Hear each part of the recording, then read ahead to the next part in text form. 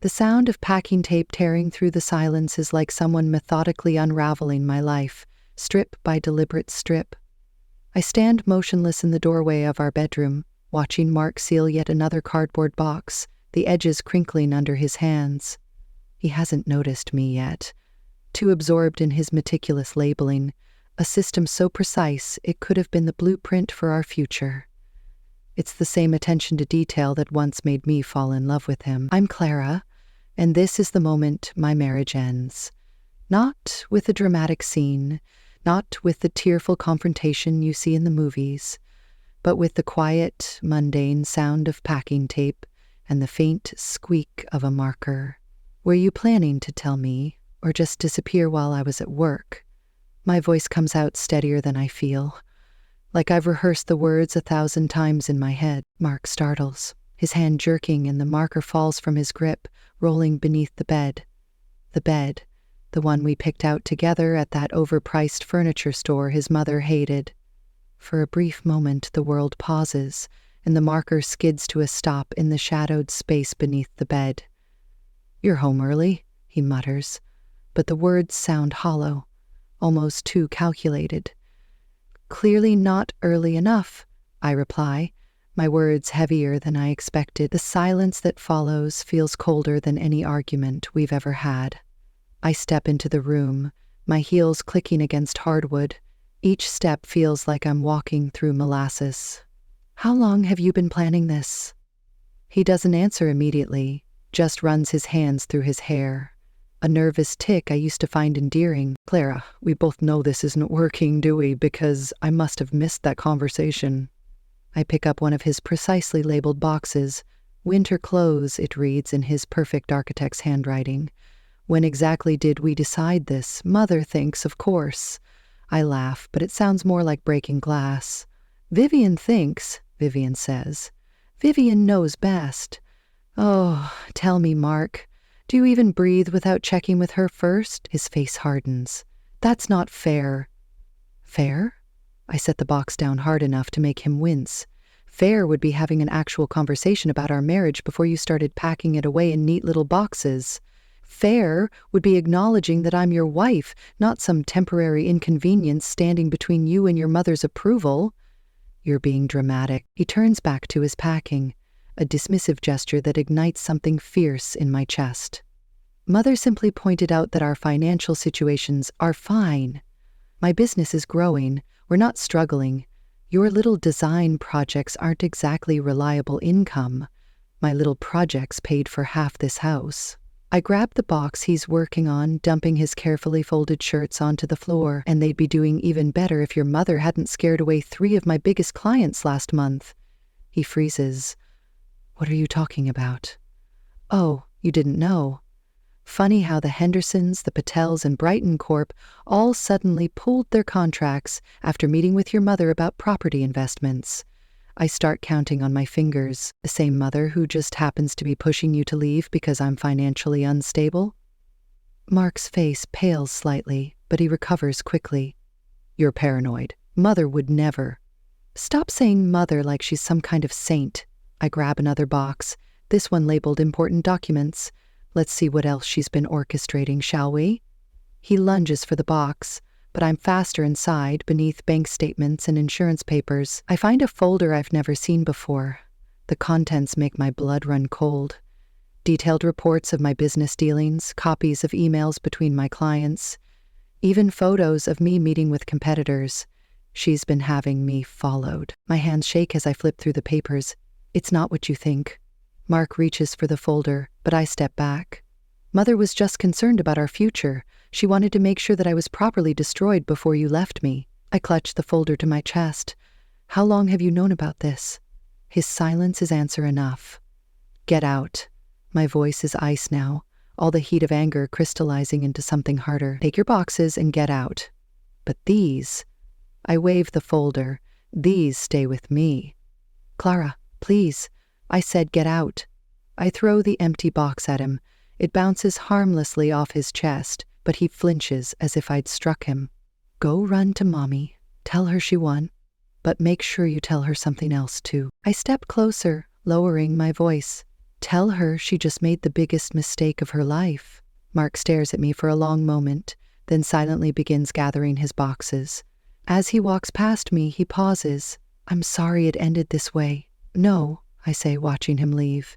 You're not sorry it ended this way. You're just sorry I found out this way.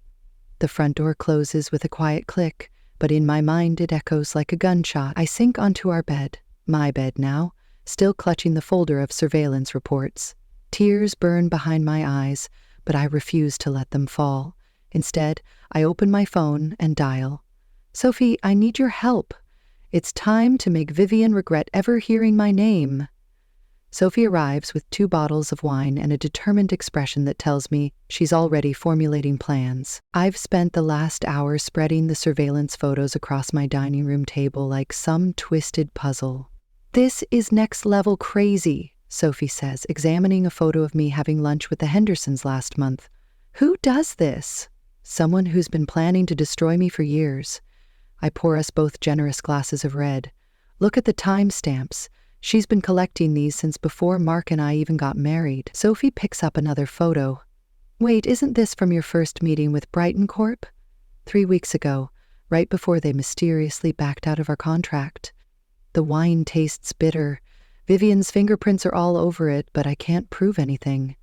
Yet, my phone buzzes. Mark's number. I silence it. He's called 4 times today, Sophie notes, watching me. Maybe you should. What? Listen to more excuses? Watch him try to justify why his mother having me stalked was somehow for my own good? I grab one of the surveillance reports. Did you know she had someone track my business expenses for the past year? Every client meeting, every supply purchase, every late-night design session, all carefully documented to paint me as financially irresponsible. The doorbell rings. Sophie and I exchange glances. If that's Mark, I swear. I start, but Sophie's already heading to the door. I hear murmured voices. Then Sophie returns with an envelope. Special delivery from the Dragon Lady herself. The envelope is heavy, expensive paper with Clara written in Vivian's precise handwriting. Inside is an invitation to her annual charity gala next weekend, along with a handwritten note. Dear Clara, I trust you'll handle this unfortunate situation with the dignity expected of someone who was, however briefly, part of our family. The gala would be an excellent opportunity to demonstrate that maturity. Vivian, she can't be serious, Sophie says, reading over my shoulder. I start laughing, the sound sharp and hollow. Oh, she's serious. This is what she does. Turns everything into a public performance. She wants to show everyone how graciously she's handling her son's failed marriage. You're not going? Of course I'm going. I grab my laptop. In fact, I'm going to make sure it's a night Vivian never forgets. Sophie sits beside me. Clara, wait. What are you thinking? I pull up my client list. Remember Thomas Chen, the tech millionaire whose startup I did branding for last year? The one Vivian tried to poach for her new development project? Exactly. He's been looking to invest in more properties, and I happen to know exactly where Vivian's weak spots are. I start typing an email. It's time to show her what my little design projects can really do. Clara. Sophie's voice is gentle. Are you sure you want to play her game? This woman's been manipulating people for decades. I'm not playing her game. I hit send. I'm starting my own. She wants to talk about financial stability. Let's see how stable her empire is when I start picking it apart piece by piece. My phone buzzes again. Mark. This time I answer. Clara, please. He starts. Mother says I got the invitation. I cut him off. Tell her I'll be there. You will? He sounds surprised, then suspicious. Why? Because that's what family does, right? Shows up for important events. I keep my voice sweet, knowing Vivian's probably listening. I wouldn't want to disappoint your mother. There's a long pause. Clara, whatever you're planning. Goodbye, Mark. Give my love to your mother. I hang up and find Sophie watching me with concern. You know this could get ugly. It already is ugly. I pull up another email, this one from the Hendersons, canceling a project we'd been planning for months. Vivian just doesn't realize it yet. My phone pings with a response from Thomas Chen. He's interested in meeting. Perfect, I murmur, then look at Sophie. Want to help me pick out a dress for the gala, something that says, Loving daughter-in-law, but also, I know where the bodies are buried. Sophie sighs, but reaches for her wine. You're really going to do this?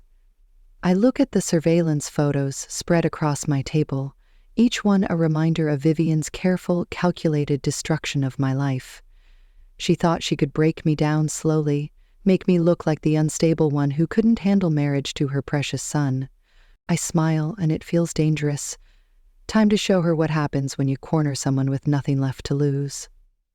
The meeting with Thomas Chen takes place in a sleek downtown cafe, far from Vivian's usual haunts. He's exactly as I remember, sharp age and direct, with no patience for small talk. Your proposal is interesting, he says, sliding through my presentation on his tablet. But I have to ask, why come to me specifically? I take a careful sip of espresso. Because you understand the value of disruption, Mr. Chen, and because Vivian Harrison tried to manipulate you last year. His expression doesn't change, but his fingers stop moving across the screen. Go on. She attempted to use your interest in the Riverside development to pressure other investors. When that failed, she spread rumors about your company's financial stability. I pull out my phone, showing him the relevant emails from my surveillance file. She cost you that deal, and now you're suggesting we work together to cost her something in return. He studies me over his cup. This feels personal. Everything Vivian does is personal. That's her weakness. I lean forward. The Davidson project she's been bragging about? It's built on false projections. I have proof.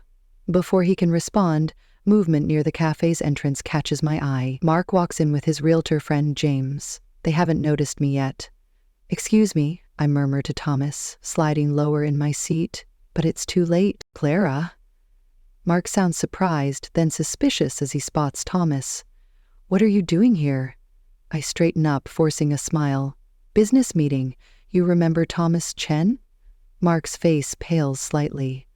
Mr. Chen, I didn't realize you and Clara were acquainted. We go way back, Thomas says smoothly.